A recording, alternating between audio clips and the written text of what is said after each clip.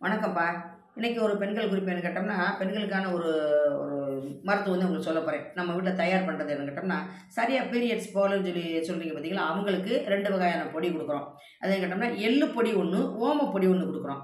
இத என்கிட்ட நீங்க வாங்கி பயன்பெறும்போது, இப்போ ஒரு 27, 28 நாள் வர்றது ஒரு 35 நாள் 40 நாள் ஆச்சுன்னா, நாங்க குடுக்குற பொடிய நீங்க சாப்பிட்டு வந்தீங்கன்னா, ஒரு 4, 5 நாளைக்கு சாப்பிட்டீங்கன்னா, அது அந்த அந்த லேட்டா வர்றது வந்து கரெக்ட்டா அடுத்த சைக்கிளுக்கு பதிலா கரெக்ட்டா வந்துரும். அதுக்கு தான் எள்ளு பொடியும், ஓம பொடியும் குடுக்குறோம்.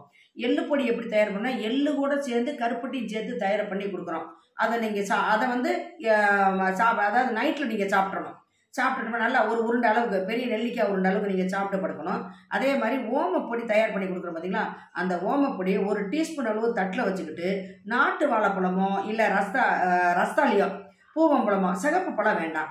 என்ன இந்த மாரி மஞ்ச கலர் உள்ள பழங்கள வந்து ஒரு பழத்த எடுத்துக்கிட்டு அத ஓமப்பொடிய தொட்டு, தொட்டு, தொட்டு ஒரு வாழைப்பழத்த சாப்பிட்டீங்கன்னா சரி, கரெக்ட்டா பீரியட் வந்துரும். இந்த ஓமப்பொடி எப்ப சாப்பிடணும்னா, எப்ப வேணாலும் சாப்பிடலாம். எள்ளு பொடி மட்டும் நைட்ல சாப்பிடணும். அதனால இந்த 2 பொடியும் தயார் பண்ணி வச்சிருக்கோம். பீரியட் போகல அப்படிங்கிறது சொல்றவங்க வந்து இந்த 2 பொடிக்கு எங்கள வந்து கான்டாக்ட் பண்ணுங்கப்பா. தயார் பண்ணி வச்சிருக்கோம். வாங்கிக்கங்க, பயனடைங்க.